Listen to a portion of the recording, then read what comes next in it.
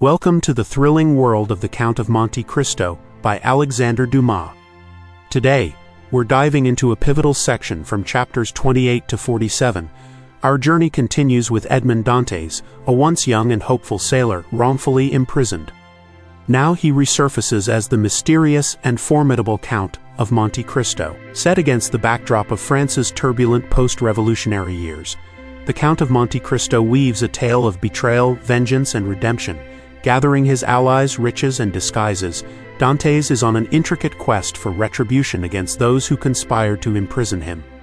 Watch as the drama unfolds in this intriguing and masterfully composed narrative. It's a story about justice served cold and perilous, calculated moves playing out like pieces on a chessboard. Join us as we unravel the continuing saga of this timeless classic, where every new chapter reveals bolder shades of Dantès' psyche and ambitions. Are you ready for a literary journey like no other? Let's dive in. The plot thickens as we find ourselves in a modest inn where Caderousse, a man with a heavy burden of secrets, confesses to the wise Abbé Faria. Fear and regret coat his every word as he reveals how Edmond Dantès' fate took a cruel turn. He reluctantly shares the story of treachery that was woven by envious rivals. As Caderousse describes it, we hear of Edmond Dantès' father, who was left to despair, believing his son was lost forever. The sorrow of Mercedes, his beloved, marrying for survival in a world without Edmond echoes through the tale. This tragic narrative of manipulation underscores the dark motives of those like Danglars and Fernand, who framed Edmond as a traitor. Caderousse's tale paints a vivid picture of envy and greed, all playing out like a tragic play beneath the veneer of Marseille's vibrant city life. Here, the stage is set for a later confrontation, one where past transgressions will demand their reckonings. This unsettling confession propels us forward, hinting at the intricate paths Dantès' vengeance will soon take. Our story takes an intriguing turn with the appearance of a mysterious Englishman. With a discerning eye and a propensity for subtlety, he delves into the financial woes of Morrel and Son, seeking out every detail with meticulous precision. In this intriguing investigation, the Englishman skillfully bargains with Beauval, the prison inspector, who is ensnared in financial distress. Through deft conversations, hidden intentions begin to unravel, revealing hints of Edmond Dantès' unwarranted imprisonment. More than a mere business observation, this encounter signifies a silent chess game, with the Englishman setting pieces in place for much grander implications. As we watch this mysterious figure weave through the threads of Marseille's vibrant backdrop, his actions speak volumes. Linking back to a deeply personal mission tied to Dantès' past, this strategic maneuvering is not merely about aiding Morrel but foreshadows a larger web of plans yet to be revealed, hinting at the precise machinations of.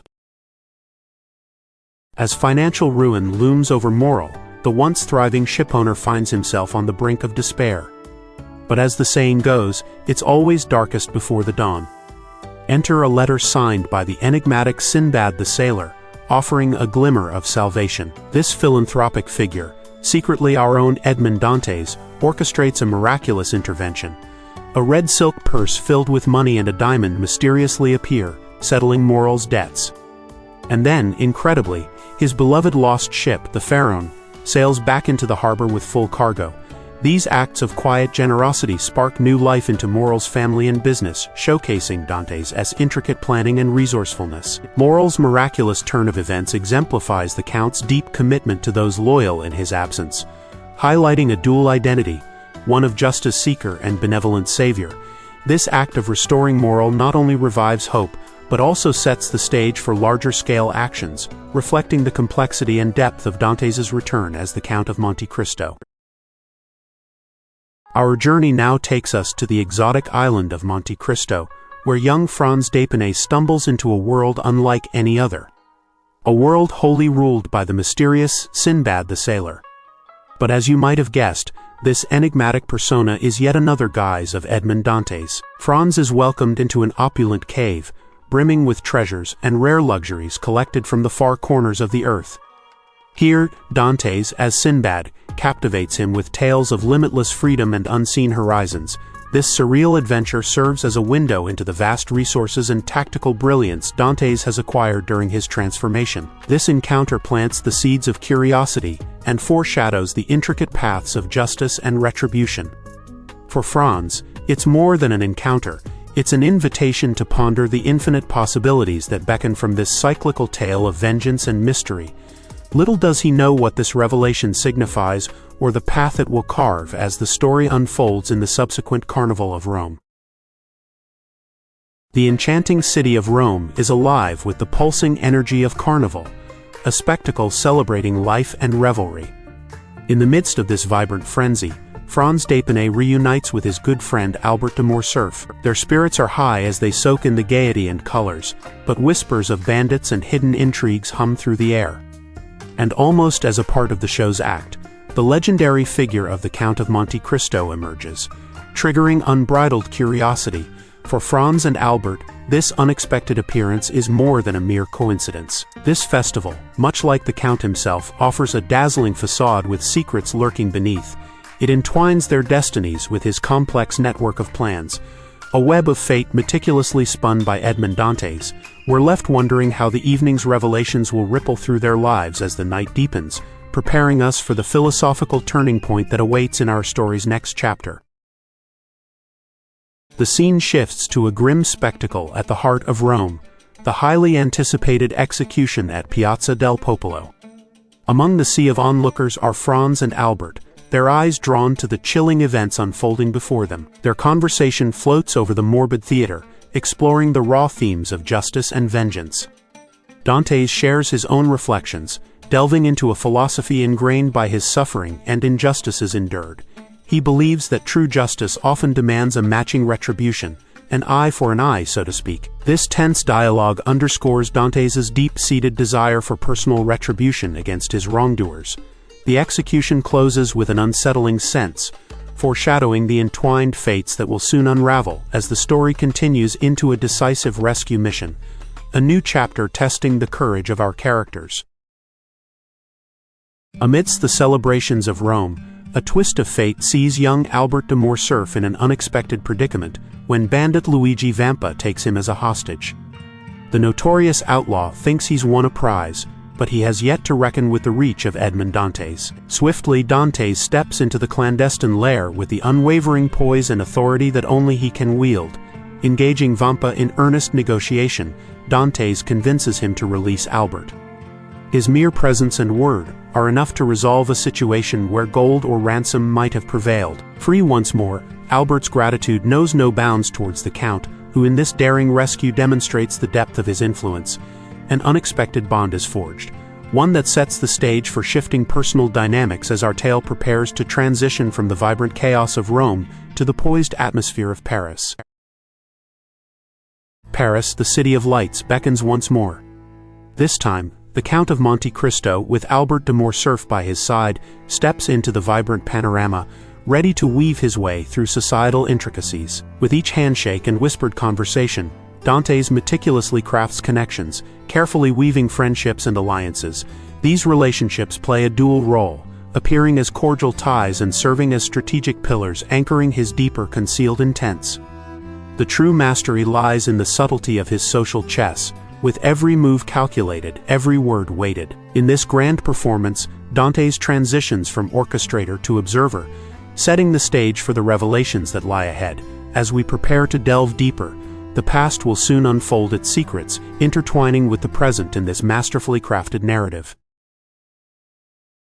In the quiet elegance of the Auteuil residence, deeper mysteries begin to unfold, tethered to the shadows of the past. Curiosity and dread mingle in the air as the Count explores corridors steeped in history. In this haunting atmosphere, the loyal Bertuccio reveals a vendetta born from the injustices orchestrated by Villefort. His tale weaves through betrayal and vengeance, showing us how paths long buried can influence the present. The Count, with a keen understanding of vendettas, uses these revelations to inform his own intricate plans of retribution. This unearthing of secrets strengthens the threads of justice and vengeance intricately spun by Edmond Dantès. As layers of deception are peeled back, the stage is set for Caderousse's own unraveling, a tale of downfall that draws us further into this compelling saga of redemption and revenge. In a tale reminiscent of a dark fable, Caderousse spirals down a path paved with greed and deception. Set against the backdrop of his humble inn, he finds himself tempted by the gleam of fortune, a diamond worth a king's ransom. Driven by the insatiable desire for wealth, Caderousse's actions tip into betrayal and murder, all in the pursuit of keeping what he cannot openly claim. In this moral quagmire, his unchecked avarice clutches at everything, pulling him deeper into darkness. What unfolds is a stark reflection of how greed can overtake integrity, distorting the soul. This chapter, laden with deceit, enriches the broader narrative of justice where karma's wheel spins unerringly. As the drama unfolds towards an inevitable conclusion, we edge closer to a critical juncture in Dantès' game, where identities and fate intersect in a dance dictated by retribution.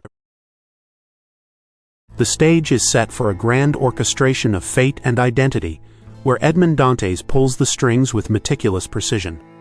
In this finale, the Count's grand tapestry of revenge begins unraveling, thread by thread, bringing past betrayals face to face with the present. Here, each calculated encounter with the likes of Villefort and Danglars plays out like a strategic move on an invisible chessboard. The Count's game of identities culminates in victories and revelations, where justice and vengeance interplay in perfect harmony. Yet, nesting within this vengeance is a struggle, an eternal tug-of-war between Dantès' moral dilemmas and his relentless quest for retribution. As the curtain falls, Dantès gazes into the future, a future shaped by his own hands. In this game of identities and fate, the Count of Monte Cristo emerges transformed, setting his journey of revenge to rest and embracing the lessons forged in the fire of personal trials. Ultimately, it is a tale that reminds us that even in pursuit of justice, the true challenge lies in confronting one's own humanity and choices. And so, we conclude our journey through the Count of Monte Cristo, a masterwork by Alexandre Dumas. It's a narrative that masterfully entwines themes of justice, betrayal, and redemption across the expansive tapestry of 19th-century Europe.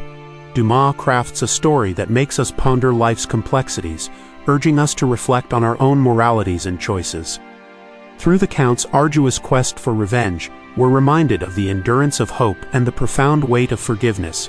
Despite its roots in history, the tale remains timeless, offering interpretations and analyses that continue to engage readers across the globe. If you haven't yet explored the novel in its entirety, we highly recommend diving into Dumas' rich prose. Thank you for taking this journey with us. If you enjoyed this summary, don't forget to like the video and subscribe to our channel for more literary adventures.